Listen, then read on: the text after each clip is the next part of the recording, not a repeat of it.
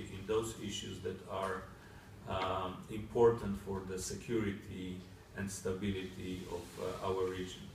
So there is no need to stress that the situation created by the Russian aggression against Ukraine, illegal annexation of Crimea last year, changed dramatically the geopolitical environment in Europe. And our countries being located on the eastern border of both NATO and EU are particularly exposed and affected by this development.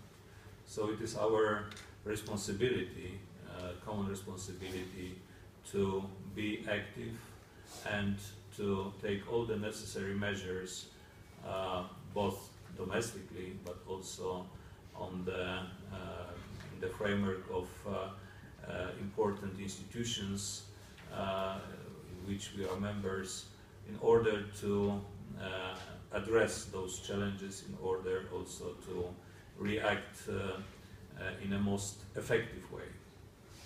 Let me briefly go through certain points, elements that, in my opinion, are particularly relevant for the current situation, and they constitute a kind of main pillars of this consolidation effort of bilateral partnership. They are listed in the joint declaration adopted by the presidents of Poland and Romania during the official visit of the president of Romania, Klaus-Werner Iohannis, to Warsaw on the 12th and 13th of March.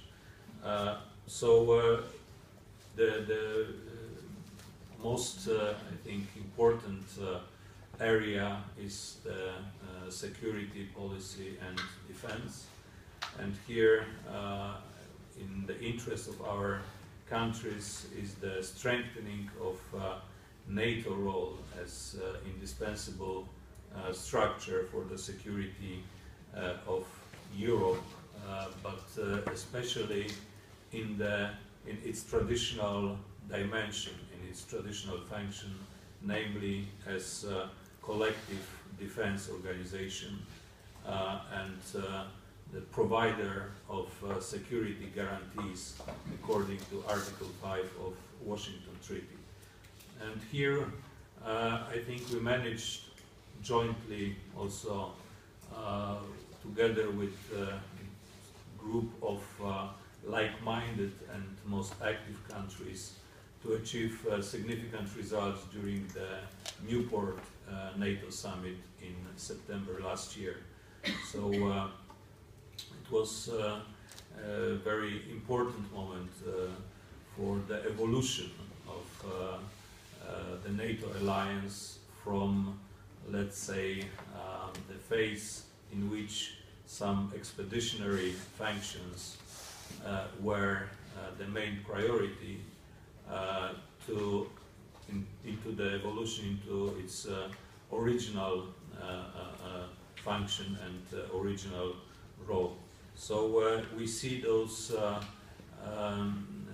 tasks from Newport going into two directions. One is the strengthening of the security of eastern flank of NATO with certain elements envisaged in the so-called readiness action plan adopted during the summit. And second, long-term, let's say, process, as I said, evolution of the NATO according to the expectations of its member states.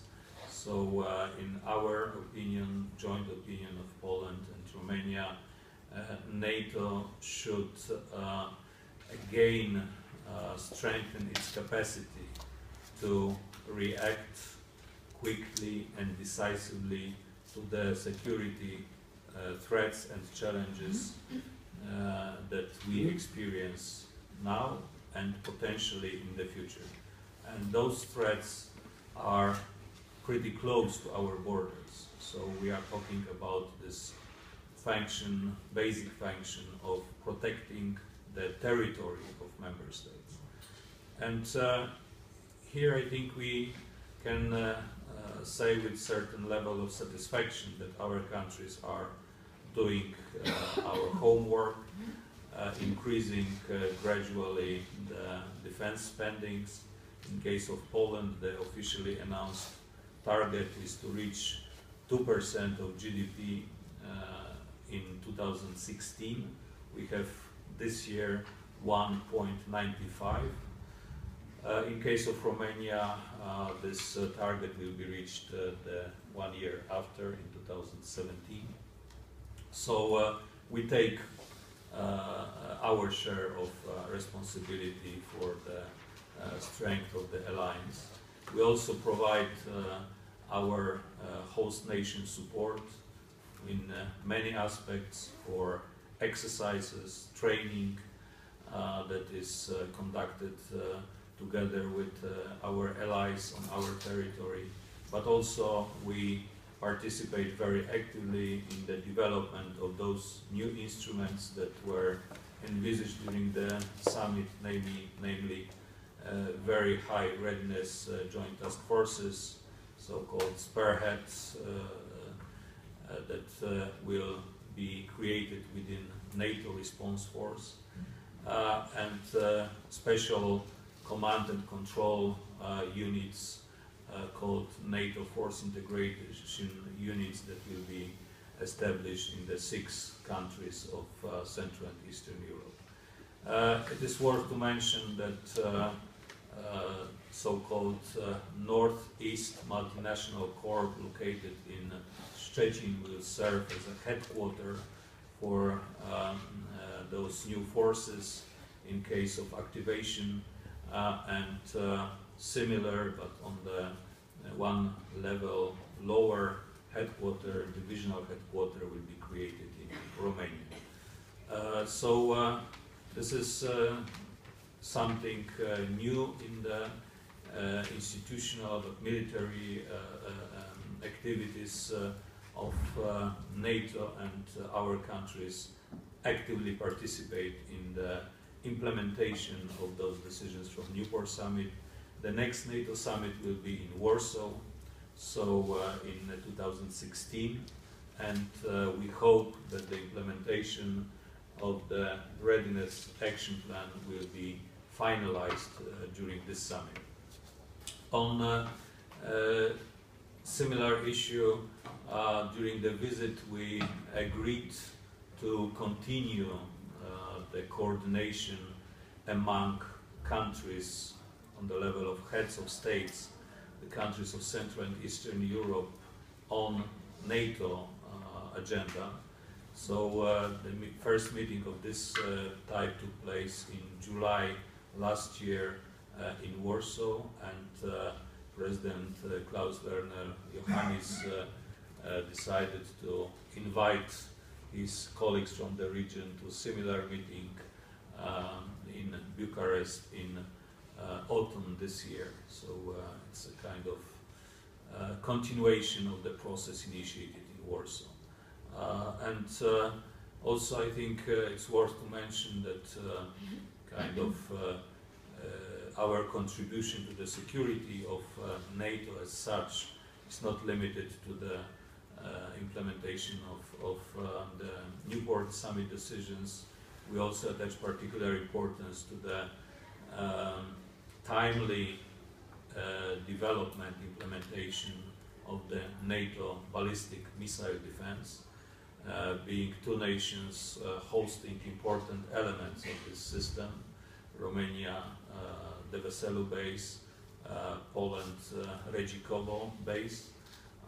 We attach particular importance to marking the initial operational or interim operational capability of the system during Warsaw Summit, and the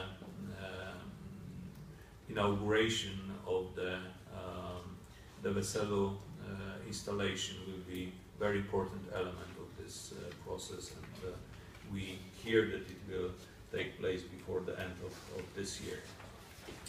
So this is on security and defense. Second very important pillar are the activities and the coordination of our positions within European Union. And here I think we established very pragmatic and daily, I would say, pattern of coordination. There are a number of issues where we have common initiatives, common positions. My colleague Daniela probably will have better knowledge about them, but let me just mention excellent cooperation during the work preparations of the energy union concept initiated by Poland 1 year ago and adopted by the leaders of the European Union during the European Council 2 weeks ago. So we can be satisfied that our opinions were taken into account, and the final shape of this concept as presented by European Commission on the 25th of February in its communication largely responds to our expectations. Maybe our initial level of ambition was slightly higher 1 year ago, but we have to always have contact with the political reality.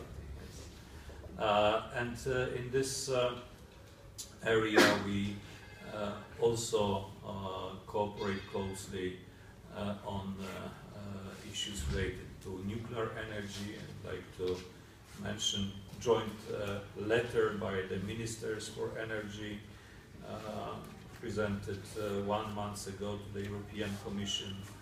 We keep coordinating our positions on the digital single market agenda. We also presented our joint position within the group of countries on the so-called market stability reserve, which is connected with the climate policy goals and the system of trade in emission rights. We are also on the same page with regards to the issue of minimum wages. You probably recall the recent debate triggered by some steps taken by Germany with regard to the transportation sector. So here Poland, Romania, together with some other countries from Visegrad Group and this part of Europe, we reacted very firmly, and European Commission shared our concerns with regard to the kind of compliance of those regulations with the EU acquis communautaire.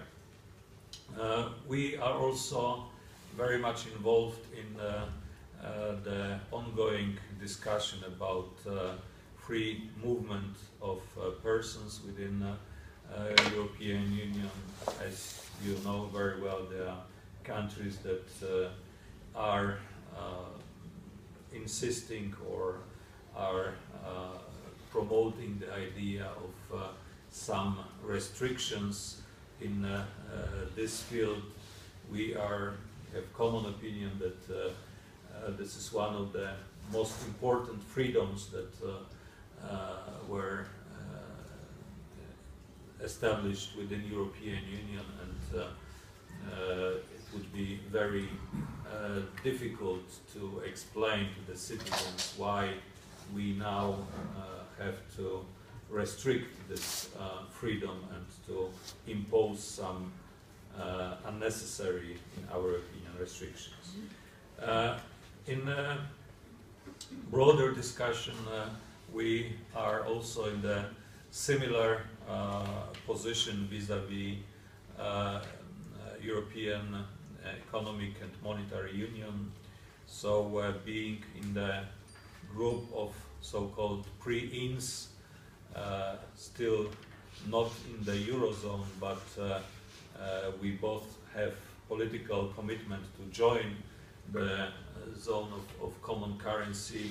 We follow very closely the institutional development within EMU, and we are of the common opinion that this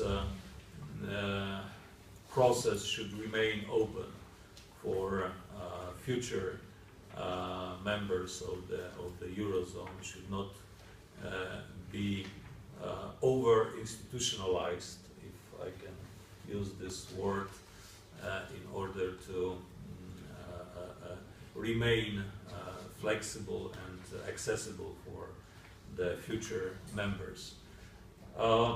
Also, I think we demonstrated a very common approach to the budgetary issues of the European Union, both in the run-up, in the preparation of the current budgetary perspective covering 2014-2020. It was very useful and I think largely successful cooperation. We maintain similar approaches to other issues that are currently on the agenda of European Union, on the program of work of the newly established European Commission. And I think it's also quite helpful to have the President of the European Council from our region, who has better understanding of our specific issues and our understanding of the future of European integration. Let me also mention a couple of other things, especially relations with countries of Eastern Europe, of Eastern Partnership. Here we also play a very important role in framing and further developing the EU neighborhood policy, and with maybe a slightly different focus in our efforts. So Poland traditionally is putting more emphasis on Ukraine, Romania for obvious reasons on the Republic of Moldova, but in general it is in our common interest to see the continuation and further strengthening of the Eastern Partnership. We will have next summit of this partnership in Riga very soon, and we are working together in order to achieve significant results of this summit, especially in order to mobilize our partners in Eastern Europe to conduct necessary reforms, to make use of the association agreements and DCFTA agreements, to finalize also the process of visa liberalization with some of the countries, and also to keep this principle more for more. So we expect more reforms in return for more assistance and better access to the common market. Obviously here I can only applaud very active role of Romania in recent months, weeks, even in Romanian-Ukrainian relations. So this is very positive, important contribution to the entire outreach towards Kiev.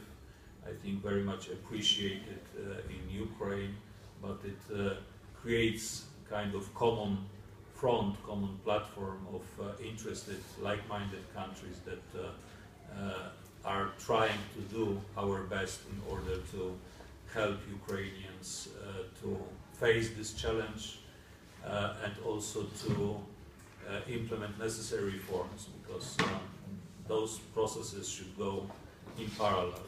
And we know very well that this is not an easy task. On this, I would like to mention that our presidents agreed, President Komorowski agreed to invite to Poland President Poroshenko together with President Iohannis to have trilateral meeting of presidents later this year, and it will be a kind of visible sign of our joint commitment to assist Ukraine in this difficult situation. We are also in favor, both our countries are in favor of strengthening the transatlantic link. And this is not surprising that it is in the interest of both Poland and Romania to have strong American commitment to the security and stability of Europe, in particular this part of Europe. So we see this transatlantic link in form of stronger NATO, but also in our bilateral partnerships with the United States, and also in our strong support for the quick finalization of TTIP agreement, transatlantic trade and investment partnership. We think that it will be kind of necessary element, another pillar for transatlantic, Euro-Atlantic cooperation.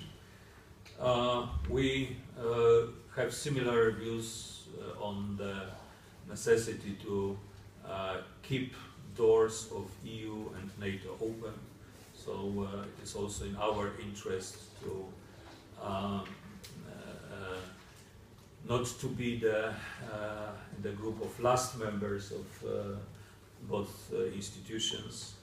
And also we have a very common approach to the issues related to the continuation, let's say, of the dialogue and cooperation with countries located in the neighborhood of European Union and NATO. Here we have in mind Western Balkan countries, but also going beyond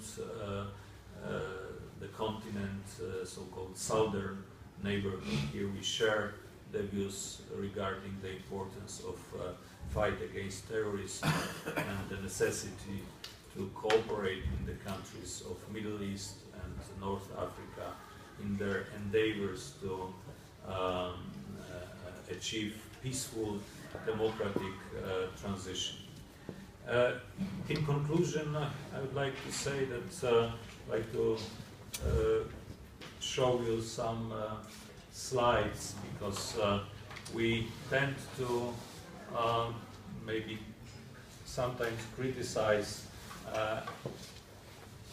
this kind of term strategic partnership, that they are not beefed up, yes, by the practical results of cooperation. Here you see the tendency in our bilateral trade that is very well illustrated in this slide. So as you see, we see constant, regular growth of our trade, bilateral trade. It is still slightly imbalanced, but last year we reached the level of 4 billion euro, and it gives Poland the 6th place among trade partners of Romania. But I think more important is the dynamic. We registered last year the growth of Romanian exports to Poland, the level of more than 12%, and Polish export to Romania with more than 11%. It means in both cases 2 times higher growth than average growth of export from Romania or from Poland. Yes, so it gives you now some indication that this cooperation is developing very successfully. Obviously, there is still some potential, bigger potential, and we need to work jointly in order to untap this potential, to eliminate some not barriers, but maybe lack of interest or lack of knowledge. And we agreed during the visit of President Iohannis to Warsaw to organize an economic forum of Polish and Romanian business communities in order to stimulate a little bit this interest. So here I think we also can talk about investments. From Polish perspective, we are quite satisfied with our presence in Romania. We have now roughly 800 Polish companies present on Romanian market. Maybe the volume of investments is still below our expectations. Poland is number 20 among foreign investors, but if we eliminate some peculiar investors like Virgin Islands or Gibraltar, so our position is a little bit higher. But there are some pretty significant investments in the chemical sector, in alimentary production of food, automotive industry, construction sector, IT sector, and some others. So altogether, we think that Polish companies present here on the Romanian market, they employ almost 5,000 people, and if we add the companies controlled by the Polish private equity funds that are very active on the Romanian market, it goes above 10,000, because there are some companies like Profi supermarkets or Energobit Cluj that are not formally among the list of Polish investments, but they are controlled by Polish investment capital. So this is something that is placing Romania very firm on the map of Polish investments. Romania is number 11 among countries where we export capital, but within European Union it's number 7, so it's quite high. And I think it gives you also the indication that for Polish businessmen, this is not terra incognita. Yes, I have direct contacts with many of those investors, and they are in general very satisfied with the achieved result. My predecessors mentioned this economic overview of Poland. I think I would like to particularly signal this figure, because in 2004, when we entered European Union, our income per capita was at the level of 51% of the EU average. This figure, 68, is for the 2013. At the end of 2014, we reached the level of 70%. So it shows you the magnitude of progress achieved during the 10 years of Polish membership, and also the scale of the growth of GDP is unprecedented in history. And when you take into account that Poland registered 22 years of consecutive economic growth, it can be only compared with Japan in post-war period and Germany since 60s and 70s. So this is a kind of phenomenon, and maybe I hope we'll be able to go many more years in the same spirit.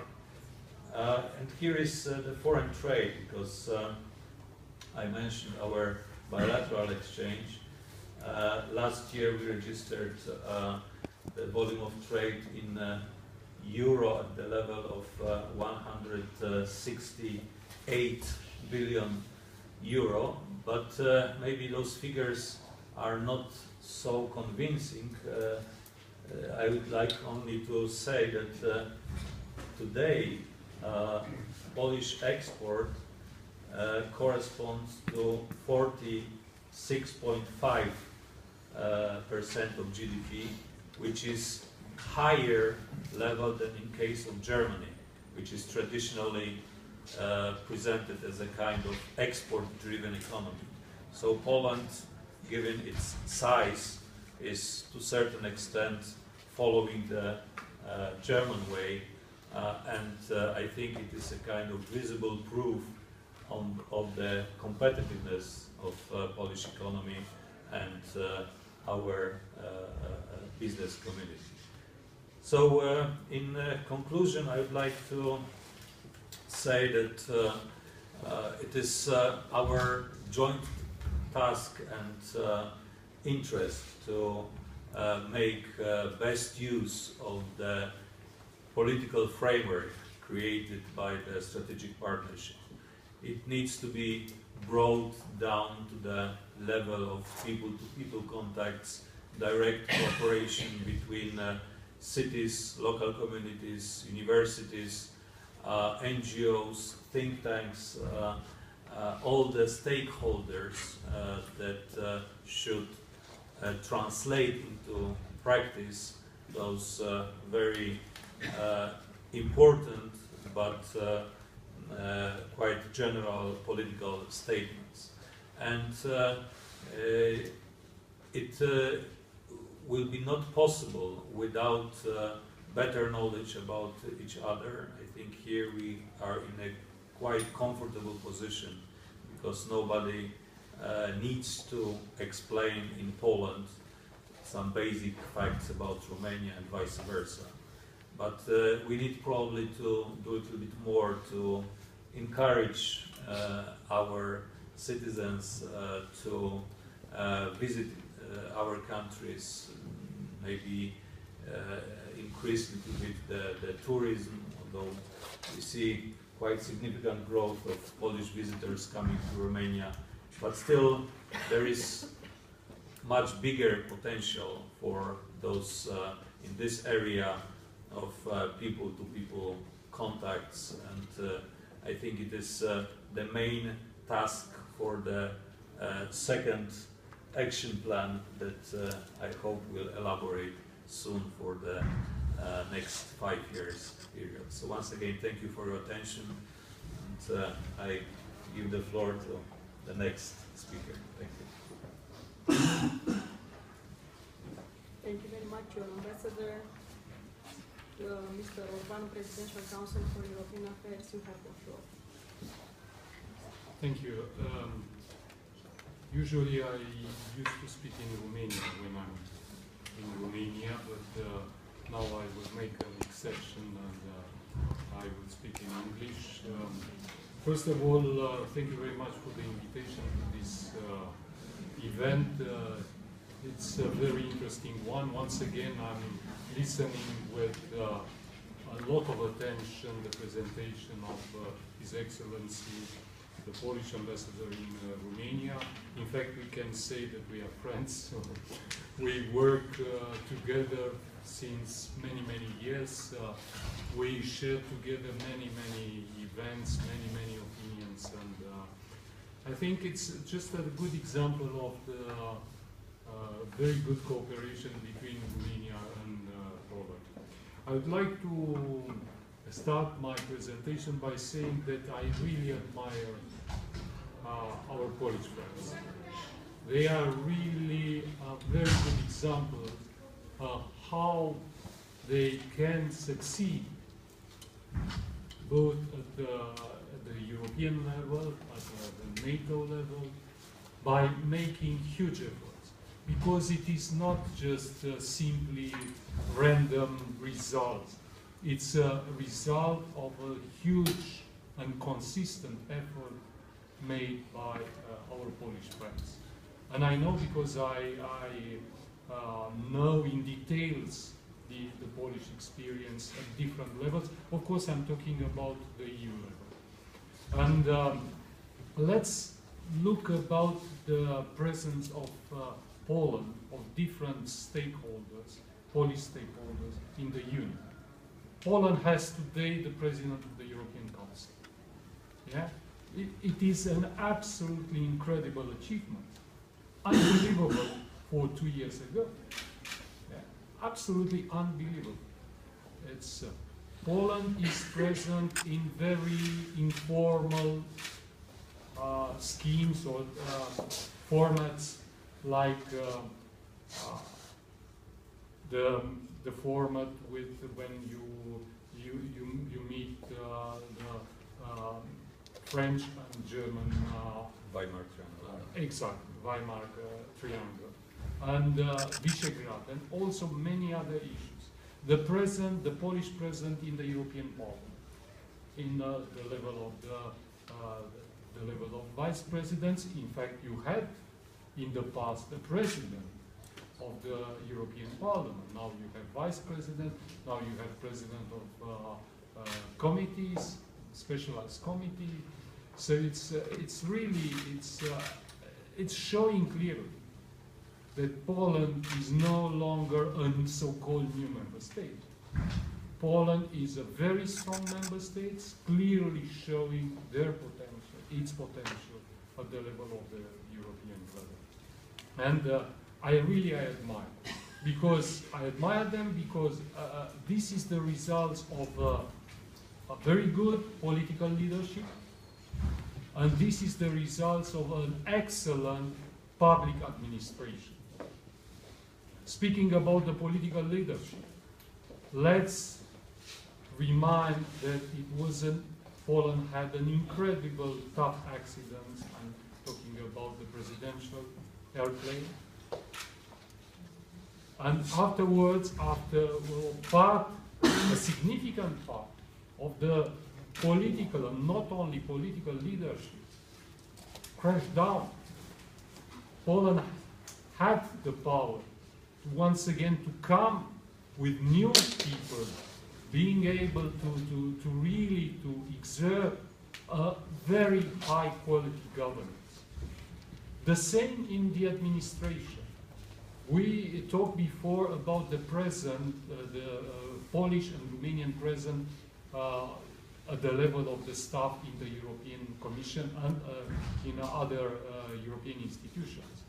We both have the most significant presence there, especially at the low level, at the level of low administrators. However, these were very important people in the public administration, both for Poland and for Romania. When people left Poland, Warsaw, to go to Brussels, work there, Poland had the capacity to replace them, had the human resources to replace them. It was not the case for Romania. The majority of my former colleagues, the colleagues with whom I worked during the accession negotiation process and afterwards, are now working for the Commission or for the European Parliament. And unfortunately, they were not very well replaced by the people who work today. And now one can notice that there is a significant problem in terms of the performance of the Romanian administration, which is not the case with Poland. Let's look about the process of absorbing the EU money, especially on the cohesion policy, because of the cohesion policy is more difficult than in the agriculture. Now the absorption rate is higher than 80%. I think it's around 90%. 92%. While we'll still have 52%, and we hope to reach 80% by the end this programming period by the end of this year, is clearly shown that, firstly, they were prepared before for this process. We were not prepared for this process. They were wise enough to train hundreds of people to work not only in the central administration, but also in the local administration. And they clearly shows they were able to maintain, to preserve their momentum in terms of using the EU money. And if we are looking at the figures, the most significant amount of money was dedicated, was granted to Poland. So it clearly shows how performant Poland was from this point of view. And once again, I have the whole admiration for the Polish performance. I would like to also, but I will do it briefly, to speak about the relations between Romania and Poland. I think that both countries have the same interests. Both countries, and it is clearly shown in the joint declaration signed by the two presidents, President Iohannis and President Komorowski. It clearly shows, and it's clearly written here, that their strong interest, their vital interest, their strategic interest is to have a strengthened NATO and a stronger EU. It is not the same for all member states, for example, of the European Union. It is vital interest, and this is why Romania and Poland have very similar interests on many files related with the EU. You mentioned almost all the areas where, or the most significant areas where we have the same interest. I will give you just one example. You mentioned, but I would like a little bit to speak more about this. It's about energy union. You rightly mentioned that it was a Polish initiative, a Polish proposal, and now it was agreed at the level of the leaders of the EU. It was very interesting to notice that during the discussion in the European Council, in the last European Council, when this concept was agreed by the leaders, Poland and Romania insisted very much on the same dimension proposed by the European Commission. Let me remind you that the Commission proposed 5 dimensions. And Romania and Poland insisted mainly on the energy security, because it's vital for these two countries, and not only for us, for Denmark, for example, because you are in front of me, but also for many others, that it's the diversification of the sources of energy, of the routes. It's vital for the long term of the interest of these countries, and it's vital for the whole Union as a for the entire Union. It's because what we saw in the last years, we saw that energy is used like a weapon by some countries. And we have to reduce significantly our dependence to Russia from the energy point of view, energy sources point of view. It's just one example, but I can give you many other examples. Another subject where we have very similar interests, it was mentioned also, it's economic and monetary union. We are practically in the same position. On one hand, we fulfilled almost all the criteria, and I'm not talking only about nominal criteria, but I'm talking about all criteria. But except one, it's the criteria related with convergence, with the real convergence. You are better placed than us. You mentioned that you reach now approximately 70% of the GDP per capita in the Union. We are less than this, less than 60%. And we will need several years in order to reach this convergence from this point of view. However, we are both significantly interested in following the process of consolidation of the EMU. Why? Because what we notice now, what we are taking note now, is that by this process, we are seeing now a center of the power within the European Union. There is more and more a center within the European Union. We can see that now it's a question of two classes within the Union. And we have the strong interest to join as soon as possible the EMU. I said as soon as possible, not only when the EMU will be better defined, but also when we will be better prepared for the accession to the EMU. It's clearly showing our strong interest, and it's that we really share almost the same opinions. And I will give you just another example. Also, this was mentioned. It was the fight we had in defending the money for the cohesion policy during the negotiation for the programming period 2014-2020. It was a real fight. It was an incredible tough fight. While, for example, the money allocated to the agricultural sector were more or less earmarked, it was not the case for the money granted to the cohesion policy. And it was an incredible fight. It was a joint initiative, Polish-Romanian initiative, to set up a so-called group of Friends of Cohesion, composed of 15 member states, and afterwards also the Commission and also the European Parliament joined this. And at the end, looking at the result, one can say it was a good result in spite of an incredible difficult background.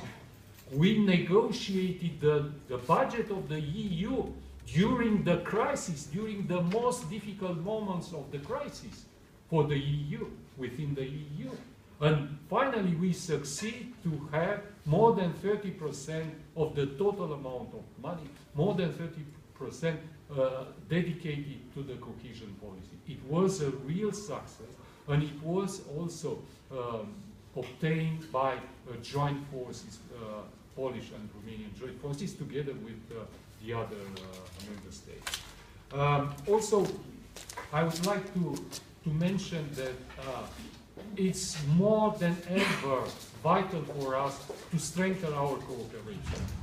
I don't want to say too much about the new context, the regional context. However, I think we need to consolidate our cooperation in order to strengthen our regional cooperation. His Excellency mentioned our position concerning Ukraine and the Republic of Moldova. We are both defining, in spite of a huge resistance in the Council, we are defining the European perspective for these countries. And there are many member states opposing strongly to the such kind of European perspective for these two countries. Because at the end, if we want to consolidate our neighborhood, we have to grant also for these countries such kind of European perspective. But I'm very optimistic that now the conditions are really created in order to strengthen our cooperation. It's already a very good cooperation. Let's be very clear on this, because at the end we are defining the same goals. We are following the same objectives, and I am very confident that our cooperation will be strengthened further. Thank you for your attention. Mr. Leonard Orban, thank you very much for this speech. And now let me give the floor to Mrs. Daniela Brădușa Băzăvan, Director, Minister Plenipotentiary, European Union Department, Ministry of Foreign Affairs. Before that, let me welcome the presence of our rector, Mr. Copie, to our event. And I told you that he would join us during the event. And let me thank him for his support and for his interest in this event. Mrs. Băzăvan, you have the floor. Thank you very much. Thank you very much for inviting me to this event. So, as you said, I am the director for the bilateral relation with Central and Eastern European countries. So I deal with the relation of Poland. I work very often with the ambassador of Poland and his team, and we organize together visits, presidential, ministerial, and at all levels. So we are very often in contact. Distinguished audience, allow me to make a few considerations on the topic of our conference, namely Romania and Poland strengthening the strategic partnership, and to highlight some ideas on how to tie our relations. First of all, I would like to convey to you that the recent visit of the President of Romania, Mr. Klaus Iohannis, to Warsaw, one of the first capitals he visited after assuming the presidential mandate, and the adoption, together with the Polish President, Bronisław Komorowski, of the Declaration on Deepening of our Bilateral Cooperation, is a confirmation on both sides of the strong political and economic ties that unite our countries, as well as a joint commitment to further deepen the strategic partnership between Romania and Poland. Our countries have been tied by a long-standing common history and an exemplary solidarity in crucial moments of our history. In 2009, the decision to establish a strategic partnership was taken based on our common interest at a bilateral, regional, European and international level, including on security issues. We can proudly say today that political, military, cultural and economic cooperation between the two countries is at its highest level and enjoys positive perspectives. Indeed, nowadays, Poland is one of our closest friends, a major European partner and a traditional ally. Our similar profile in European Union and NATO, the excellent trade balance, almost 4 billion euro, and the geographical position and relevance on the eastern frontier of the Euro-Atlantic community are strong arguments that pledge for the tightening of our partnership. We are witnessing how the new challenges in the east of our countries make Romania and Poland crucial partners in the consolidation of regional and transatlantic security, and indeed we are happy to see that our bilateral security dialogue has strengthened during the past year, as both Romania and Poland share the same perception of the risks and threats in our neighborhood. It is therefore natural for Romania and Poland to stimulate and engage in a process of reflection regarding new ideas and initiatives related to political formats for managing regional security and to develop new forms of regional interaction in these matters. It was in this framework that during their recent talks in Warsaw, the presidents of Romania and Poland agreed to continue the high-level dialogue initiated last year in Warsaw, June and July, at the level of heads of states from the countries in the region by organizing a similar summit in Bucharest this fall and to act jointly in implementing the decisions adopted at the Newport Summit last year and in preparation of the Warsaw Summit in 2016. From the European perspective, our two countries have also convened to mutually support each other in achieving common goals in the EU affairs and act in order to ensure a European perspective for the Eastern Partnership, states signatories of the Association Agreement, namely Republic of Moldova, Ukraine and Georgia. To further this goal, Romania and Poland will support concrete projects in order to assist these countries with regard to institutional consolidation. We still need to cooperate further in the framework of our strategic partnership in order to better illustrate our converging interests, and we are confident that a coordinated and efficient collaboration between our countries will be reflected in terms of consolidating our common influence in the European Union. But there are already many examples of successful cooperation between Romania and Poland with the EU, and I could point out our exemplary coordination on issues like energy, climate change package, or the cohesion policy. As new member states, Romania and Poland have the capacity to contribute actively to the building of a more supportive, more human Europe that serves citizens more and has a greater presence on the international stage, capable of reflecting the values of democracy and prosperity in its neighborhood.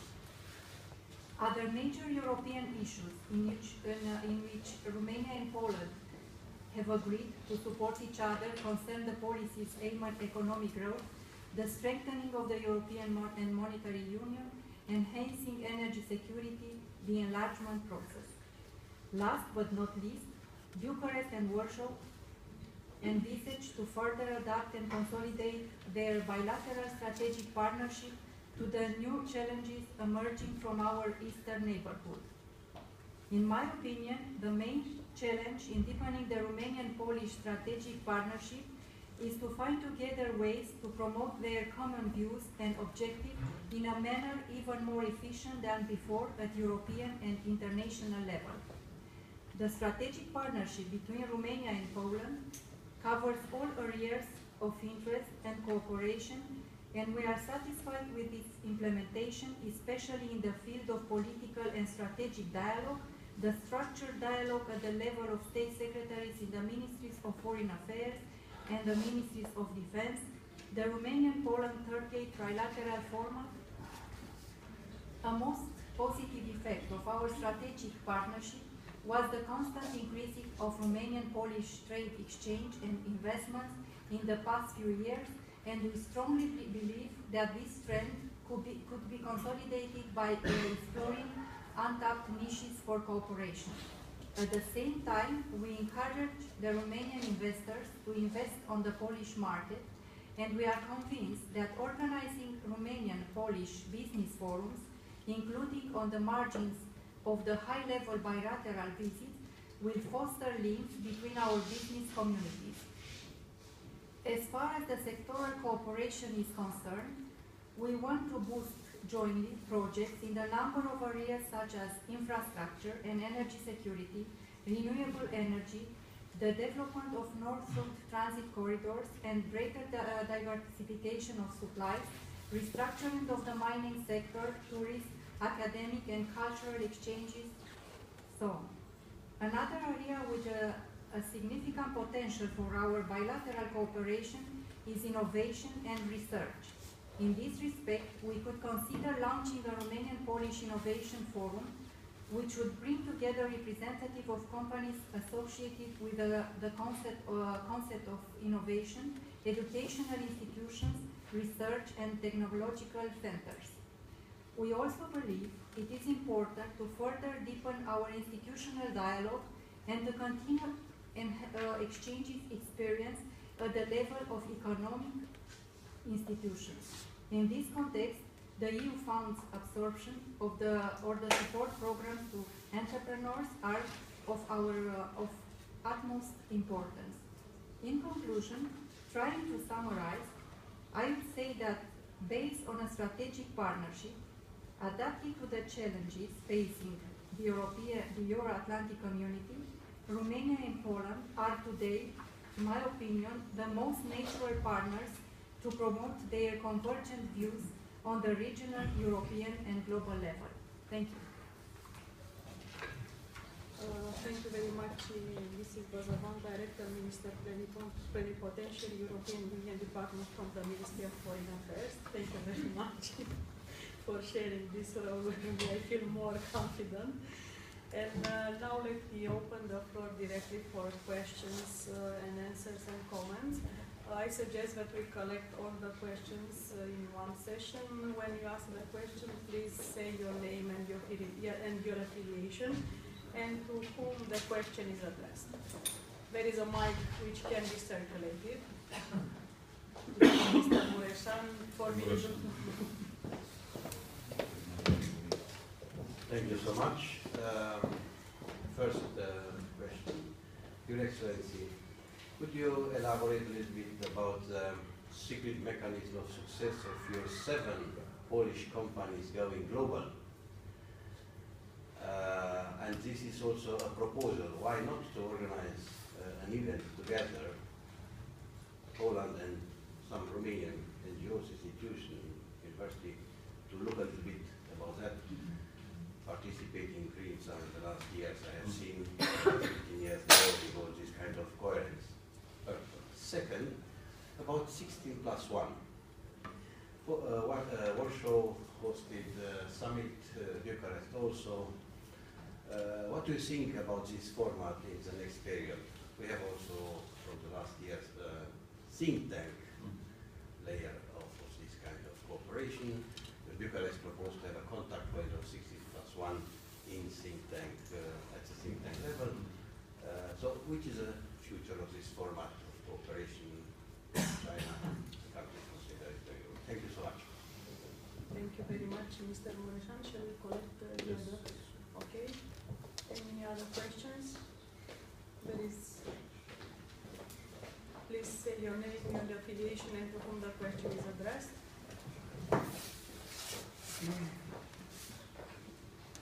Good evening. Good evening. Studying the school, I'm a student here at CNSA, European government. I have a question for His Excellency. There has been, at least in our press, wide speculation about conflicting American and European Union interests in the region. In due to findings of oil in the Black Sea and the fail of the Nabucco project several years ago, what is Poland's position on the creation of a so-called European army in order to diminish our dependency of US-American forces? Thank you very much. Any other question? There is a question over there and one in the back. Okay. Simona, I will have to wait. Good day.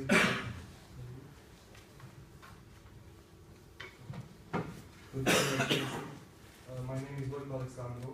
I'm a student at the Bucharest Academy of Economic Studies and also an intern at the European Institute of Romania. I would have 3 questions for His Excellency. The first one would be, we all know that Poland in 2008, my questions will regard the economic crisis. We all know that in 2008, the European Union was dealing with recession. And we also all know that Poland did the best of all of them. So my question would be, even though Poland did the best of all of them, I'm pretty sure that it still has an effect on Poland's economy. And so my first question would be, to not lose any more time. How did the crisis affect the Polish common man? The Polish common man, yes. My second question would be, what sectors did the crisis affect Poland the most? And my third and final question would be, what instruments, methods, or policies did Poland use to achieve this? Thank you very much. Thank you. And Simona, please ask your question and say your affiliation. I know it's not for everybody in the room. Simona Soales, CNSA. First of all, thank you very much for the speeches. They were absolutely informative and excellent. I would have 3 questions for Your Excellency and for the representatives of the Romanian institutions as well. If you'd like to comment on the President of the European Commission's putting on the agenda the issue of the European military capability and the idea of a European army And I'd like you to comment on that, possibly in the framework of the strategic partnership and how we're coordinating positions on that, and how we strike a balance between making the EU military capabilities relevant, but also maintaining NATO, as His Excellency said, the main guarantor of security in the region. My second question refers to the Eastern Partnership, and how do we foresee the framework moving forward, in Riga, for instance, considering that there's this decoupling, considering that the Eurasian Union is posing a challenge, and that there is increasing, shall we say, ambivalence in the European Union between countries who propose some sort of cooperation with the Eurasian Union and countries who insist on not engaging it at all. And my third point is actually refers to the latest Tauscher-Ivanov report of the Atlantic Council and the Russian Institute of International Affairs, who focuses on the fact that there is no common ground to be found. But one of the really important aspects, I would say, of that report is that it underlines that there is no solidarity within the European Union as to how do we proceed further with Russia on Ukraine. And my question is, are countries' positions, to what degree they're coordinated, and in what one of the camps do they lie? Are we insisting on Russia backtracking as a sine qua non for further engagement? Or are we insisting on finding some sort of common ground? Thank you very much. Okay, and with your permission, one final question or comment from Mr. Romas. Please, here, Mirela. Here, there is one final where you see the last one. Your Excellency, it was a very good presentation, and I was impressed about the economic relation between Romania and Poland. As I know, in the last assessment, the first 10 companies in Romania produced only 10 million euro revenue. It's very difficult to cope with another industry to produce thousands of billion per year. So the cooperation probably will develop, but